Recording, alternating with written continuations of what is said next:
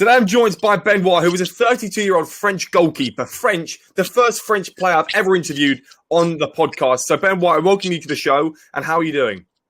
Cheers, man. I'm doing good. And you? Yes, not too bad. We were speaking off air about your career and what it's kind of entailed so far. There's a lot of backsets that you've kind of had in your career with injuries. And of course, we're going to go ahead and talk about that all today. But obviously, you were born up in Angers in France and not a relatively well-known place for people who probably don't live in France. So go ahead and tell us about your upbringing and time growing up in France. Well, basically, I moved a lot with my parents because for their work, they would always travel. So I've done quite a few cities back in France. And like the condition for me was always to have a football team because that's what I wanted to do. So, like playing for local teams. And then the older I got, like the more serious I was playing football. And then I wanted to get like better teams all the time. So, yeah. And then obviously growing up at the age of 5, you started to play football and start to get into it. Was it your parents that taught you that? Why did you decide to get into football? No, not at all. No one in my family likes football, except maybe for like 1 or 2 ankles. So it was always me pushing to get like a football team, play football, because my parents had no interest in football. So, but it must have been quite hard, right, with moving with work for your parents and constantly probably having setbacks in that department as well. Well, actually, it wasn't because I always got the opportunity to meet new people and everything, and through football, it would make things so much easier. Like, it was easy for me to make new friends because, like you have the same reality with football. So, and you went on trials, I believe. So talk to us about the first time you were playing football, because you ended up getting trials with Monaco and Angers and teams like that. And then obviously before then, you wouldn't have just got given the trial straight away. So how did you prove yourself that you were good enough to be trialing for these academies? So when I was 11, I moved to the south of France, and I was lucky enough to have like a really good coach, and he really believed in me. And because he had like some connection in AS Monaco, and I had like a great season, like some clubs would be talking about me at my own level. And then so he got me a tryout with AS Monaco to get a scholarship there. Unfortunately, it didn't work out. But then later on as well, I would see SCO d'Angers, so now playing in Ligue 1. They would do like open tryouts, to try to get like new players into their youth setups and everything. Same thing didn't quite work out. They said I was like 1 or 2 years too old. So, but I was fine. Like, it would never stop me. I would just keep going again and again until I get what I want. Did you start playing football as a goalkeeper? Because I speak to loads of goalkeepers and they often tell me that that's not the case. No, I became a goalkeeper when I was 15 years old. So I started as a defender. Then I went up front as a striker. Then later on as a midfielder. In South Africa, I was called the Little Beckham because I would score quite kicks and even corners. And then when I was 15, I had some problems on my knees. And so the doctor said I would probably have to stop playing football. And for me, it was like not an option. So I said, well, I might as well go in goals because I would not have to run as much. And I did a few tournaments and I did pretty good, actually. We won quite a few of them and everything. And that's how I became a goalkeeper. You said to me off air earlier that you support Manchester United and then being called the Little Beckham in France. What was that like then to be compared to obviously David Beckham, such a big name? I mean, it was awesome because it was like a small village in the countryside. And then it was one team for 2 villages. And then so everybody would hear about me, like I would not know the people, but the people would not. And you have the Little Beckham. So it was awesome, to be honest. It was a great feeling. What was your best attributes then as the midfielder? Because swapping from position outfield into goal at the age of 15 is something quite tremendous. And we'll talk about that transition in a moment. But what was your best attributes outfield then? Just my right foot, I guess. I mean, I had a good vision and then my right foot was pretty good, like I would put the ball where I wanted. So it was. And that helps with goal kicks, right? But some teams like to play with sweeper keepers. And explain to people at home what a sweeper keeper is. I mean, what style do you go for personally? But I prefer the sweeper keeper. Well, okay, my right foot as a midfielder would not be like an attribute that I would have as a goalkeeper because obviously you try to kick the ball long rather to do like a curl, stuff like this. So, I mean, it definitely helped me with my foot because, like if I want to play short passes or long passes or mid-range passes, sweeper keeper, basically you are kind of like the last defender, like you don't mind going out of the box, you don't stay between the sticks. But then I guess if you play before as an outfield player, it makes it easier for you. But then if you got used to be a goalkeeper from day one, then you're not really used to this unless someone teach you, to get out and everything and get the confidence. But because I know I can get out of the box, go for like a slide tackle or like maybe dribble one player, it would definitely make things easier for me. You transitioned from outfielder to goalkeeper at the age of 15. That is quite difficult and quite remarkable. I mean, you mentioned the injuries in your knee, so obviously it's understandable that you would have had to move positions. But to learn a whole new position, I mean, currently at the age of 16, I would not be able to move out into goal. That's just not possible. I don't get how you can learn or gain those attributes. I mean, how did you do that so quickly? Well, if I'm being honest, I didn't have any goalkeeping session, like proper training, up until I was like 16 or 17, maybe. So basically, at 15, I changed my position from midfielder to goalkeeper. We moved again with my parents. I played for like a local team, like at district level, so nothing like really fancy. And I was just coping, but then I had the opportunity to do like a scholarship with Le Mans. At the time, they were playing in the French League One.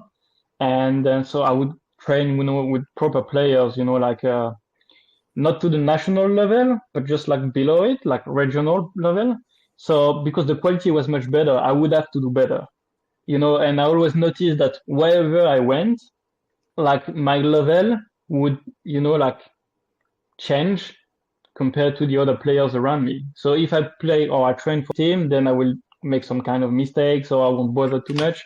But then if you get like a proper opportunity with the professional teams or anything, then I would just step up, So it was the people around you that are kind of boosting you to be a better player? Yeah, definitely. But again, to learn all these attributes, these moves, the diving, what was the hardest part of becoming a goalkeeper? I don't know, like, I mean, for me, like the hardest, is to come out for crosses and everything. And then, but I think it takes just like drills, like practice. So the more you do it, the better. So at some point, like I would be training every day, and then that's when you start getting better and improving, and then do more like team sessions and everything. And then obviously you can dive higher and jump higher and stuff like this. So you went on trial with Monaco, obviously a huge team in France. Mbappe, Fabinho, these brilliant players have come through that academy. And you've gone on trials with the club. When you went on the trials, what did you see and expect of the trial? Well, basically, it was like what we call a detection. So it's like a tryout where they invite players from the teams around Monaco. And then they would just like pick the best ones, to join the youth ranks. And at the time, it was not Mbappe and Fabinho or Bernardo Silva. It was the team. Actually, it was the year after Monaco playing the Champions League final. I think it was in 2003. And then, I mean, you can see the quality, all of a sudden it's not the same thing. You're not playing with your friends anymore. Like you can see like the kids are starting to take it seriously and everything. So. But what was that like though? The facilities would have been a huge step up. I mean, it was not at where the first team plays. Practice. So it would just like be like an artificial pitch where the youth teams train.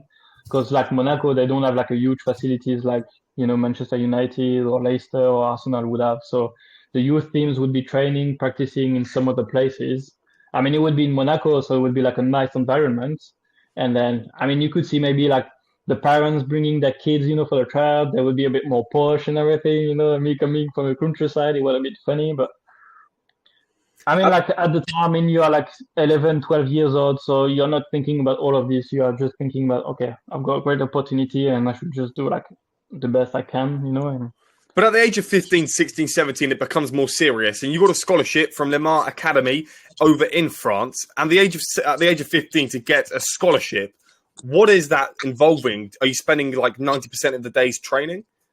So basically a scholarship in France is like you go to school like around from 8 to 4, and then 4:30 to 6:30 you are playing football. I mean, training and everything. So I was not playing for Le Mans, but I had the scholarship with Le Mans. It was like a collaboration basically. So I would have like coaches from Le Mans coming for us, and most of the players would be coming from Le Mans, the team, but there would be some other players from the best teams around as well coming for the scholarship. So. But at the age of 15, you can become quite aware that professional football could be the idea that you would like to have later on down the line. And when you're playing at the age of 15, there's obviously a lot of competition in the changing rooms or in the classroom, if you like, because you're doing a scholarship. Was everyone just kind of focused on being the better person that they can be, or was everyone just focused on beating each other? I mean, in Le Mans, I guess everybody would try to be the best one, and maybe earn a contract later on. But like in some other teams, when I play in Angers the year after, I mean, like some players take it seriously and try to make it to the next step. Some others, like they are good and are just like playing football and enjoying the football, but it's not really a goal for them, to go any higher. So I was just focused on myself, basically. I was trying to play the best I could to get like good opportunities later on, and I didn't really bother about the other ones. So when did you start to realise that professional football then would be the best idea for you to try and achieve? Because obviously a lot of these players start from the age of 4 or 5, which is what you did. But obviously 4 or 5, they're starting in Manchester City Academy, Phil Foden, for example, and they spend their entire life dedicated to the game for a lot of them to not even make it. So when did you decide that professional football was the correct thing for you?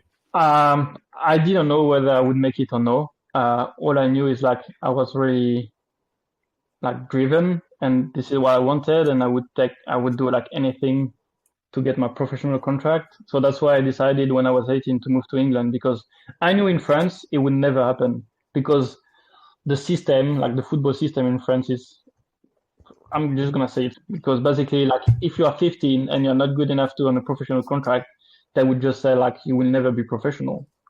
And when I moved to England at 18, I mean, I was playing in the 8th and 9th tier, so non-league football. And we had players from Chelsea Academy, Crystal Palace Academy, coming to train with us and play with us. And then on the weekends, I could see Brighton, like some scouts from Brighton or Albion and everything coming to our games, like some players from the other teams in the same league would be scouted by like Liverpool, and I would go on trial in the Championship or like Premier League, and I was like, well, this is the place to be, The only thing is like maybe I would not expect as many people from abroad coming to England for the same thing. So it was like a lot of competition, and then things got a bit harder for me, and I was like, okay, well, I'm a bit stuck in England because the clubs would always say, well, we don't know who you are, where you're coming from. They don't know the teams in France and everything. So you will have to prove yourself in the lower divisions. So that's why I got to Crawley Down, Ayrsham, Hatfield, and everything. I had some opportunities in the Conference South and Ryman Premier and everything. Didn't work out. And then at some point I thought, okay, well, England is not going to work for me. So that's why I kind of decided, okay, I'm going to take a break from football. But then I was like, okay, I cannot give up. Like, I know there's like so many other opportunities out there. So it's interesting that you mentioned that France isn't great to produce professional players, for example, like yourself, and England for you was the better option, it seemed at the time. Now, for me, when I talk to these professional footballers from around the world, they always try and stay away from England because England isn't the best place to be able to nurture your talent. For example, Portugal is easier. Hungary could be a better place. Prague in Czechoslovakia, not Czechoslovakia, Czech Republic could be better. And I feel as if that is correct, where the system in England isn't really brilliant for these players to showcase their talent. It's only if you're playing for the academies of the top level. So when you were in England and then you kind of realised that was the fate and England probably isn't the best place, what happened after that? Because obviously you went on a few trials in Division 1 in Ireland, in Horsham, in Chipstead, etc.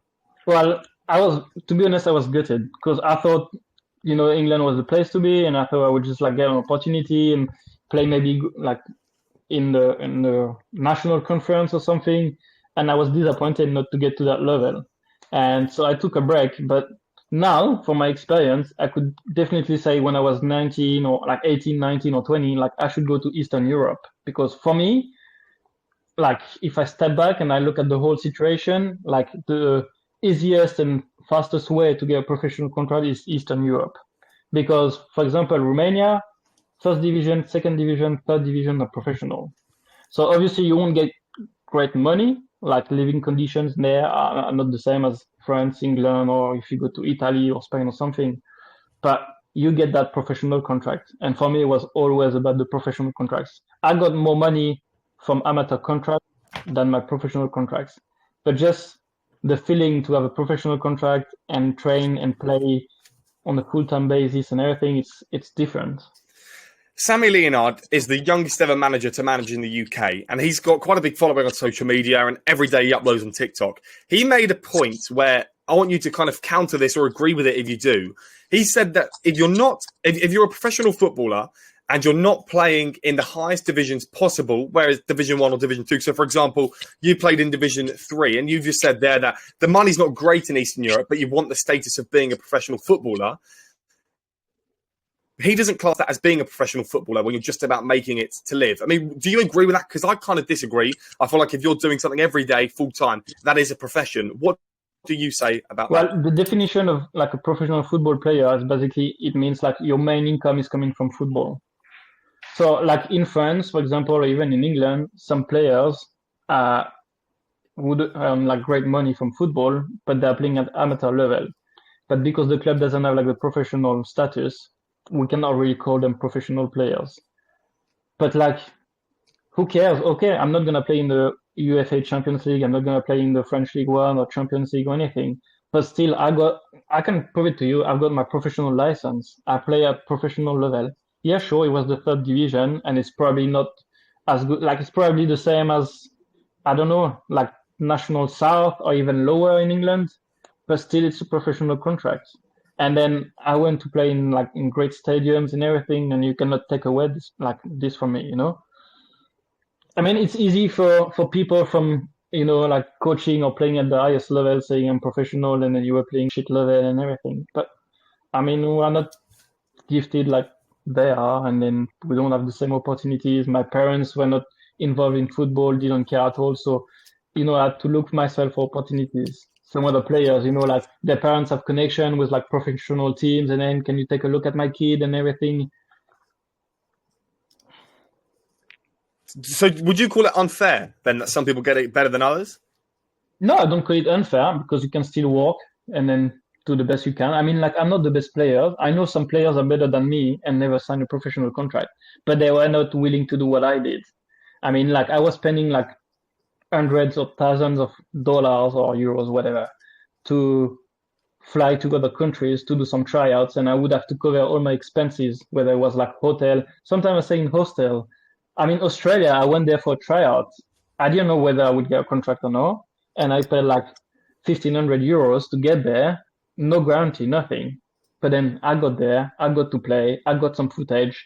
I was able to send my CV and my video to one of the clubs, playing higher and then higher and higher. That's how I got there.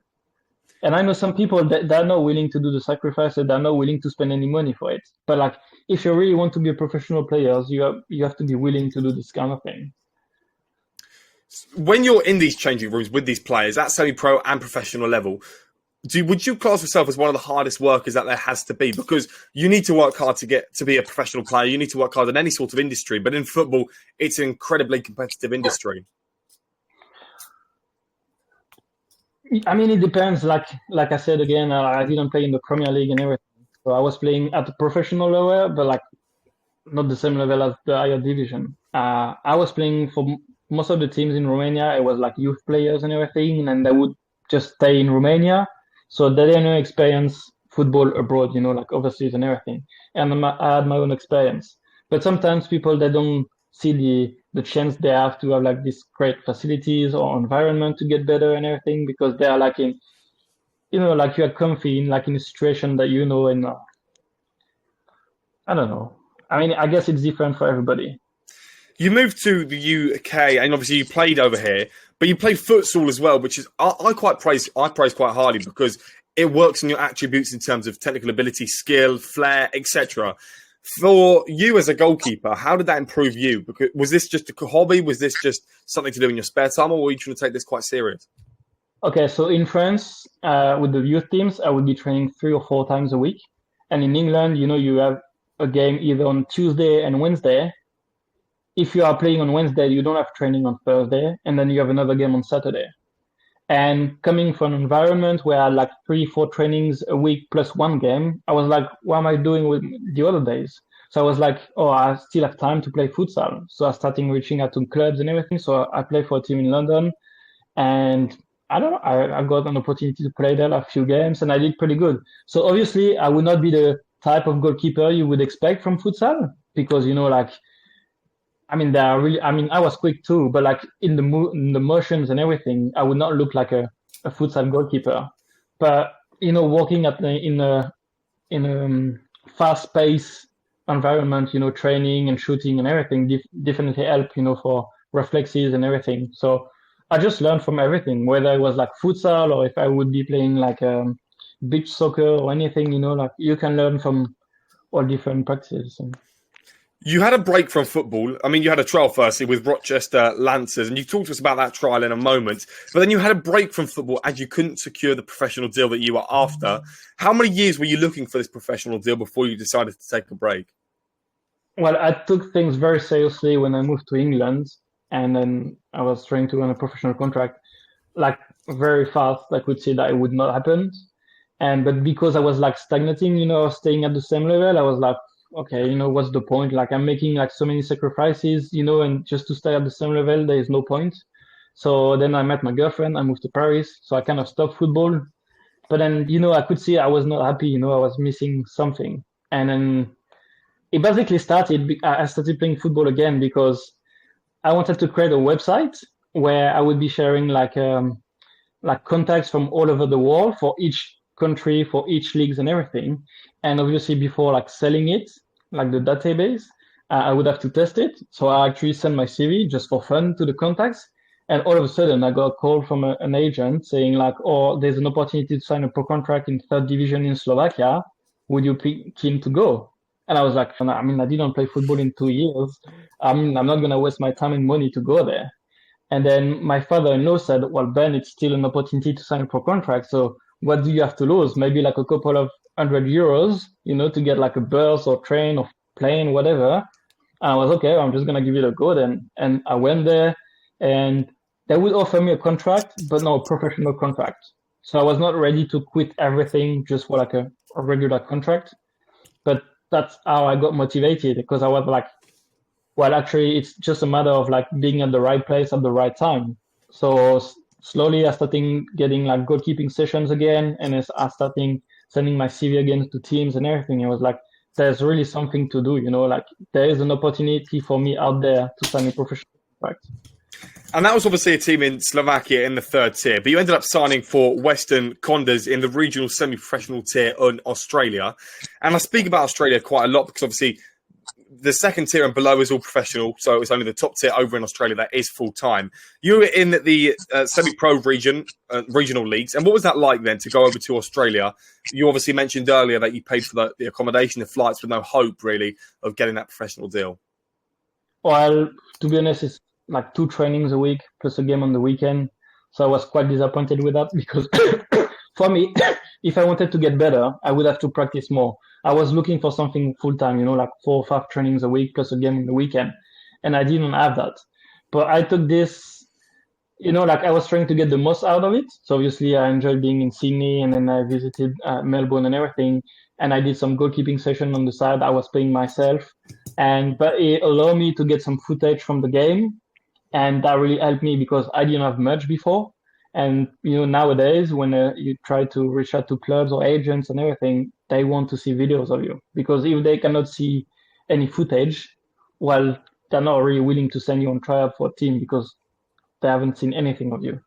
So in this way, it was quite positive. In the football way, not really. I mean, I went there hoping that I could get to the National Premier League, and that was really my goal. But I found it difficult because I think you got like only 2 or 3 visa spots. And most of the team, every time I would be talking to a coach and everything, they said, I'm going to be looking for a striker or midfielder or like a strong, like central defender, but we're not looking for goalkeepers. So I thought, okay, well, Australia is not an option for me either. So that's why I decided, okay, let's go somewhere else. 2018/19 season in the winter transfer window, Union Innsbruck over in Austria. I believe it's in Innsbruck, Austria, not in the capital. You had 2 injuries. You had a knee injury and you had to stop playing. And then in April, you returned for your first game. You played 6 games of the last few, but then you got injured again. What injuries were it that were keeping you out? I mean, the first one was the worst because it was a knee ligament, and to be honest, I struggled with the injury for a few years. And I was always, when I was going to a team for a tryout and everything, I was always like thinking about my injury. I was like, okay, I cannot get injured in training or anything. So, and this is the one that got me like away from football for the longest. So, and it was really expensive. I had to pay from my own pocket. I mean, obviously the club was helping me with the medical treatments and everything, but it was tough. And actually, I got injured like a few days before I was supposed to play my first game. So it was really frustrating. But at the end, I still got the opportunity to play for the club, and it was a good experience. Wherever I go, I still learn something. So Yeah, of course. And then you went on trials in Romania, which I've spoken about highly, and I'm sure I'll speak about in a moment, and obviously in America as well, with professional clubs. So talk to us about the time then, in the midst of everything, when you were probably without a club, looking for a new team, because obviously, as we've mentioned in the past, really professional players in a professional status term are only on 2 or 3 year contracts at the absolute most, unless you're playing in the Premier League or in top flight divisions. Players like yourself are only getting 1 or 2 year contracts at a push, really. Romania and America are up next for pro trials. Talk to us about the time when you went on trial with whatever one came first. So after Austria, I went to Los Angeles. I was talking to some agent when I was in Innsbruck, and some connection with a club in Los Angeles. So it was like a newly created league. It's called NISA. So it's like an independent league, but it's like third tier. So they said they were looking for goalkeepers and everything. But when I got there, I found out that the manager was in holidays, and he was the one basically the manager was the owner of the club. And it was kind of like a game for him. He was away in Mexico for holidays, and he was looking at the games from his phone, and then he would send a text to the assistant coach saying, make this sub. And I was like, okay, I spent 2 weeks there, never got to see the manager, and then they had already like 4 goalkeepers. So really I was like, wow, it was more like a holidays for me than a football tryout. And then even at the time they were doing like training 2 or 3 times a week. It was like a transition. They were in the PDL, and then a few months later, they were joining this new league. So things were not really set up properly. Now it looks much better. But at the time when I went there, it was not very well organized. But still, my brother was in LA at the time, so it was an opportunity to see him as well. And then Romania? Yeah, so I go to Romania for the first time, and I have a tryout. Club is really happy about my performances. They want to offer me a 1-year contract. I said, great. There's just one thing. My cousin is getting married in England. So give me a week and then I'm back. And I said, well, do you really have to go? Because like we have a friendly game against like a first division team. And it would be a great opportunity for you because we have like some kind of connection with this team. And then sometimes we feed that club with players and everything. I said, well, I cannot. I mean, it's my cousin's, like, I was not whatever. Anyway. And then I said, I cannot. I mean, I have to be there. I will be back in 1 week. And during that week, so I'm still waiting for them to send the contract. And I found out that they got a player on loan from that team, first division team they were playing against. So they said the contract is not on the table anymore. And I was gutted because it was almost like a deal done. Like if I had stayed there, it would have been like my first professional contract. And that feeling, knowing that you just like you had this contract on the table and it's not there anymore, and not knowing whether you would have like such an opportunity later, I was like devastated. Like it was like awful, really. And then when you got told that it wouldn't happen then over in Romania, what was obviously you mentioned that you were gutted. Did you get told before or after the wedding that you weren't going to be at this club? Well, after a few days, I was not hearing out like back from the club, and I was like, doesn't sound good. And then I reached out to the agent, and he basically told me that they got another goalkeeper on loan from that higher team. So I was like, fine. So do you have any other opportunities? They sent me to another team, didn't work out. And I was like, well, I cannot stay like a whole season or even half a season without a club. And that's how I ended up in Tahiti. Well, then you signed in Tahiti for AS Central Sports. They've got the most titles in Tahiti's history. And you got to play in the Oceanic Champions League. So talk to us about the experience of playing in that in that Champions League. So I got to play in that competition this year, not before. I would just say, like, I think players from these islands don't realize the chance they have to play in such competition. Because sure, it's not the same thing as the UEFA Champions League, but it's still an international competition. If you win that competition, you go to the FIFA World Cup, Club World Cup. So there's a lot of stake. But these players, they're amateur. They play for fun. Some of them are trying to make it to the highest level, and they are driven and everything. But there's like so much opportunities, and for me, it's very frustrating because I always try to play the highest, and to see that some people. I mean, if I had a Samoan nationality, like citizenship, or like even Tahiti or anything, I could play for the national team. I could do the World Cup qualifying stage and everything. And I mean, it was a great experience playing in that competition. I was not happy with my performances. I wanted to do better, so that's why I want to do it next year again. But there's so much opportunities there. I mean, Oceania, like, it could develop into like a great league. I know they are trying to make a professional league there, and there's potential, but there's work to be done there. Then after 3 months, you signed for CSM Pașcani in Romania in the third league. So you've gone back to Romania, your first contract now in their country. Why was Romania so good for you? Because you were only at this club for 3 months before leaving to go to Romania. Well, not even, because I got to play one game against a team that was competing against Man United 10 years ago in the Champions League. But they went bankrupt anyway. And then it was COVID. So after one game, contract ripped up, go home. And I was training back home in my garage every day, waiting for a call from the president saying, come back. But then after like 2 or 3 months of waiting, they said, okay, the league is not going to start again. So we just prepared the next league, like the next championship in July. And while I was in holidays, I got a call from my agent saying, oh, there's this better team in the same league. They're interested. They want to offer you a 1-year contract. And I was like, well, sure. I mean, it was a team that the year before was playing in the second division in Romania, and they were fighting to get promoted again in the second division. So I thought, okay, sure. So I went there, did a few trainings with them, and then I had like the medical check, and they were not happy with my electrocardiogram. So they said, okay, like, we don't want to risk it. So we're just going to rip the contract, and then we're going to look for other goalkeepers. And the team I was playing for a few months earlier had already another goalkeeper lined up because I said I would not come back. So basically, I didn't play for a few months. But then Pașcani called me again in January the year after, and I got to play a few games for them, yeah. And you signed for them on the last day of the season. And I believe, did you win promotion in that season? No, we didn't. I mean, we fight to remain in the league, not to go down. We played some playoff.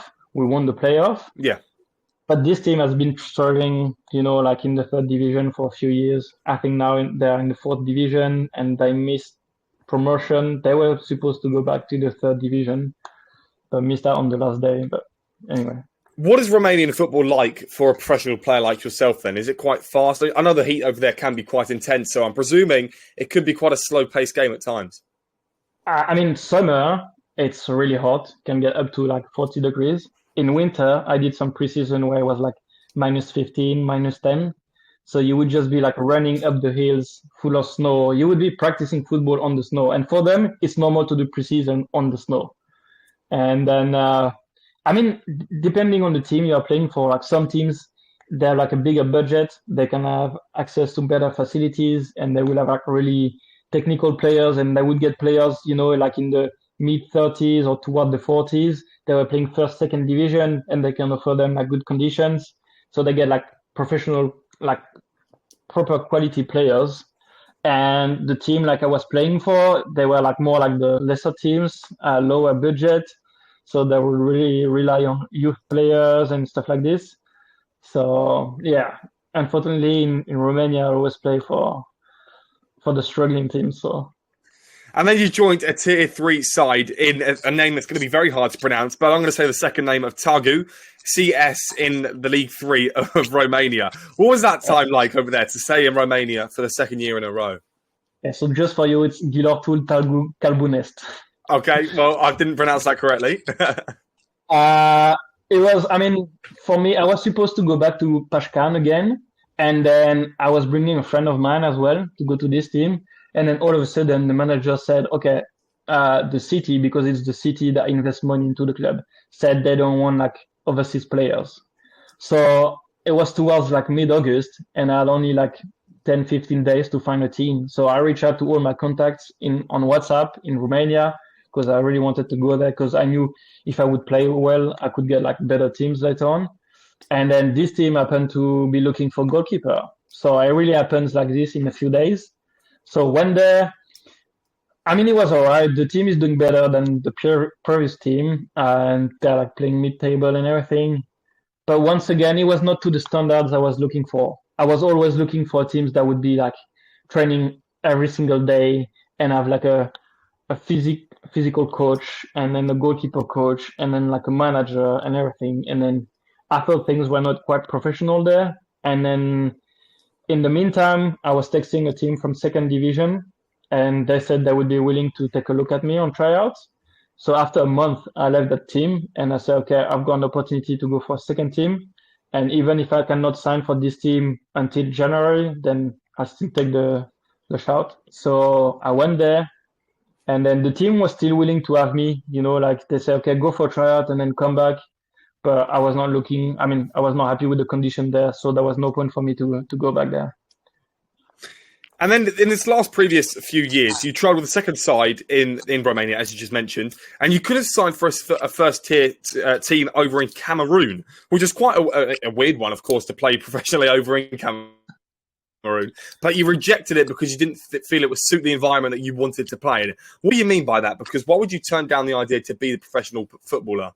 Okay, if I'm being honest, like I would not see myself living there. I mean, it was so hot. I cannot deal with the heat. Like you would have to go training at 7:30 or 8 in the morning before it gets too hot. And you would be training on sand. Like the training pitch, like there was at least like 5, 6 teams training on that pitch. And even the young kids would come to that pitch and everything. And you would have to have pipes coming through the ground. So after the first training, I had like huge bruises on my legs and everything. And then I got food poisoning. I would spend the whole day on toilets and everything. And then I could not deal with the heat. And then I could see like the goalkeepers there, they were actually quite athletic. And then these guys, if they were in Europe, they could have easily professional contracts like in Eastern Europe in second division or third division. But they don't have the money to go to Europe. But being there, I thought, okay, maybe I'm going to play a few games or be on the bench. And then I don't know, like I was the only white, in the whole place and everything. I didn't feel confident being there. I thought like I could go anywhere to play football, but I didn't feel very comfortable there. But you also rejected moves from Bosnia, Romania, Finland, Portugal, Croatia, and more. But again, why would you? I mean, these deals, all of them were not right for you. I mean, is there a reason as to why? Is there like an overlapping reason? Maybe the environment, the heat, the humidity? Well, the thing is, after my last experience in Romania, I thought, okay, that's it. Like maybe third division Romania was the best level I could play at. And then obviously I would get older and with my partner, like, okay, I could not just go there to earn like few €100 and have my girlfriend back in Paris. Like it was going nowhere really. So I thought, okay, maybe I just start to think about my professional reconversion, after playing football. And I started working at the VAR with Okay. So they're the one in charge for the Premier League, French League One, FIFA World Cup and everything. And then, so I would get calls from agents saying, oh, I've got something for you in Finland and everything. And at the time I thought, okay, well, now I just have to focus on not my football career, but like my professional career for later on, on the long term. But even then, after a few months, I thought, okay, I still want to play football because working at the VAR or the goal line technology, I would be going to every single stadium in France or in the Champions League.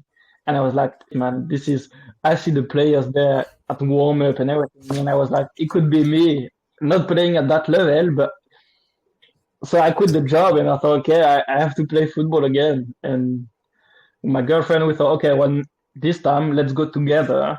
So we pick up like a few destinations and New Zealand looked great on paper. So that's where I was reaching out to teams in New Zealand, and then I got a team there. And talk to us about the team that you were playing with last season, Green Island in New Zealand in the National League. Same thing, not quite the standards I was looking for, but still a good experience. I met amazing people, and the country there is unbelievable. But same thing as England or Australia, you would be training 2-3 times a week, game on the weekend. But funnily enough, we were based in Dunedin. Most of the games were in Christchurch. So every 2 weekends, we would have to fly to Christchurch. So really look professional in the way that, you prepare your game on a Saturday morning, you get on the plane, you go there, play your game, fly back home.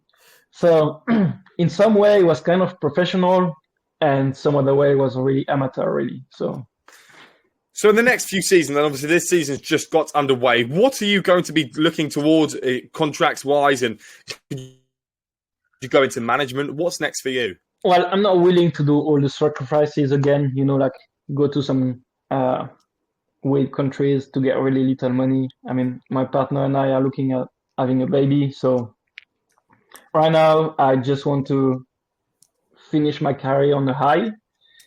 Playing in the OFC Champions League was a good experience, but it was frustrating for me because I know we could have done much better. And even myself, with my performances, I was not quite happy. So my goal is to play that competition again next year. And then I'm looking at doing my OFC goalkeeping C license to become a goalkeeper coach later on. And I will take this opportunity to do it in New Zealand and then go back to Cook Island to play 3 games with the team. And maybe, take part in the winning championship league. So, and what is your, in the height of your obviously brilliant journey, what is your daily routine? Because as you've mentioned before as well, that it does change between club to club, and you might be training less times or more times depending on the team. Well, so when I was playing for teams, they were not training as often as I would have liked. I would train by myself. So I would either go to the gym or train in my garage or go for a run, or maybe ask some players to practice, on the side. But then the older I got, and because I had my professional contract, I signed like 2 or 3 professional contracts. So I achieved my goal. And then I was looking, obviously playing in Romania, like I said, you get like 300 euros a month. Obviously you get accommodation, and then you got someone cooking for you, or you go to the restaurant. So it's money going straight into your pockets. But I wanted to experience something different. And then, so for example, when I played in Tahiti, I was not happy with the condition. The environment, because I wanted to do things like serious for professional contracts. But now I would be okay to go back to Tahiti to experience this again with a different viewpoint. So, yeah. So your journey is in the coaching world, and the goalkeeper coaching world is just getting underway. Now, last but not least, we've spoken about your career in France and beyond, in Romania especially. I can't tell you how much I love the country. I think it's a brilliant country. However, let's build you a FIFA card then, as we always do here on the show, EAFC as it's now commonly known. We're going to build you a card, and we're going to get the overall rating up on social media as soon as we can. So let's start off with diving. What would that be? Depends. If it's top corner, not great. It's like bottom corner or like mid-height, it's pretty good. I don't know. How are the goalkeepers in the Premier League doing on the diving? Well, to be fair, I think Thibaut Courtois, for example, is about 90 in terms of diving. I don't know. I would say 60, 65 maybe. We'll put you with 65. Actually, I've just confirmed it on here. Diving for Thibaut Courtois is 85. So we'll put you with 65 for diving. Handling for a goalkeeper, that's probably the most important thing. And by the way, Thibaut Courtois is 89. By handling, do we mean like catching the ball? Catching the ball, yeah. Yeah, so that's definitely not my biggest skills. I don't know. 55, 60. We'll put 60. Let's boost your rating up a bit more. Kicking for Thibaut Courtois is 76. So it's quite low for him. But for a goalkeeper, sweeper keeper, normal goalkeeper, it can vary and depend on who you are as a person. Okay, so if we don't take side volley into consideration, just like kicking from the ground, I would say if Courtois is 76. I would say 70. Yeah, we'll put 70. And what about if it is a side volley? Do you prefer that better? Is that a lot easier to achieve? Honestly, it's not something that I do. Whenever I have the time and the space, I always put the ball on the ground and kick it from the ground because I feel much more confident. I feel like I can really put the ball where I want. When side volley, even David De Gea he doesn't do it well. So, I wish I could do it like Ederson. That's a dream of mine. I sometimes dream of like doing side volley like this, but I cannot do it. So. Reflexes for Thibaut Courtois is 93, so it's on the high side for him. Well, I think that's gonna be my biggest asset. I would say 80. Yeah, we'll put 80. And what do you class reflexes as important for you, or do you make the save first time? I think it's one of my biggest quality reflexes.